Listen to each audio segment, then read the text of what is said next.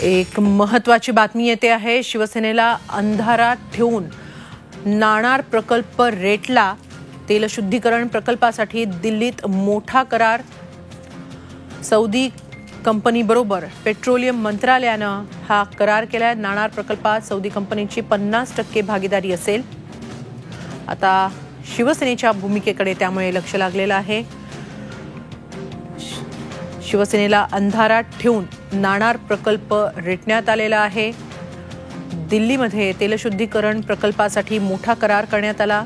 Saudi company बरोबर petroleum मंत्रालयानं हा करार केलाय। या करारानुसार नाणार प्रकल्पात सौदी कंपनीची 50% भागीदारी असणार आहे। या प्रकारानंतर आता शिवसेनेच्या भूमिकेकडे लक्ष लागून राहिलेलं आहे।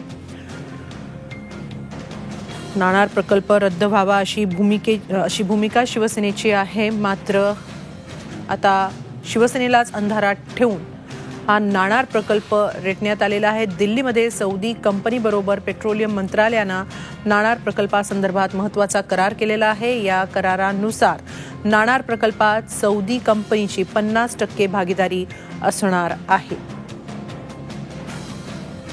1.5 लाख कोटींचा करार करण्यात आलेला आहे।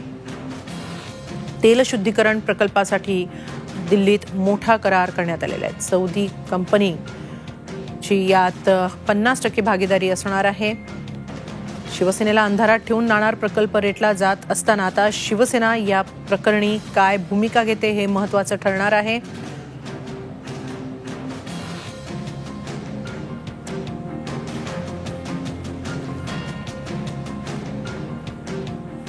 आमदार राजन साळवी यांच्याशी याबाबत आपण चर्चा करूया। राजन साळवीजी, नाणार प्रकल्पामध्ये महत्त्वाचा करार झालेला आहे दिल्लीमध्ये, आपली काय प्रतिक्रिया आहे? आमच्यापर्यंत अजून ती माहिती काय आलेली नाही आहे, पण दिल्लीमध्ये करार त्यांनी केला असला तरी स्थानिक जनता म्हणून त्या ठिकाणी 100% जनतेचा विरोध आहे, शिवसेनेचा विरोध आहे, आमचा विरोध आहे। आणि करार असे चैतापुत्र करार अनेक झाले होते, पण त्या कराराला जुगारून आम्ही त्या ठिकाणी काम बंद पाडलेलं आहे।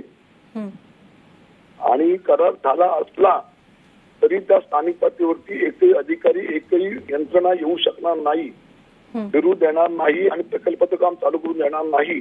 ही भूमिका ठाम आमची त्या ठिकाणची आहे। याबाबत आपण भाजपकडे किंवा मुख्यमंत्र्यांकडे विचारणा करणार आहात? शिवसेना पक्षप्रमुख उद्धव ठाकरे साहेबांनी माननीय मुख्यमंत्र्यांची आमच्यासमोर भेट घेतली होती।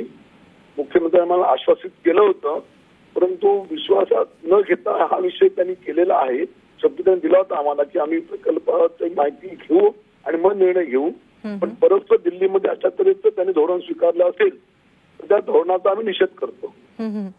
एका सौदी कंपनी बरोबर हा करार पेट्रोलियम मंत्रालयानं केलेला आहे अशी माहिती आम्हाला मिळते आहे। 50% भागीदारी या सौदी कंपनी बरोबर असणार आहे। थोडक्यात तुम्हाला अंधारात ठेवून हा नाणार प्रकल्प रेटला जातो आहे। यानंतरही तुम्ही कशा प्रकारे तुम्ही आता हे प्रकरण लावून धरणार आहात? तुमचा प्रखर विरोध आहेच, पण यापुढे तुमची भूमिका कशी असणार आहे? सौदी कंपनीच्या भल्यासाठी हा प्रकल्प पुढे नेण्याचा प्रयत्न मोदी सरकारने आणि फडणवीस सरकारने केलेला आहे। त्या प्रकल्पाला आमचा विरोध आहे आणि हिंमत असेल तर अधिकारी वर्गाने यंत्रणेने जागेवरती येऊन दाखवावं। त्यांना इंचभर बी काम आम्ही करू देणार नाही। भूमिका शिवसेनेची आहे आणि जनतेची आहे। धन्यवाद राजनजी, झी24 तासकडे आपली प्रतिक्रिया नोंदवल्याबद्दल। झी24 तास रहा एक पाऊल पुढे।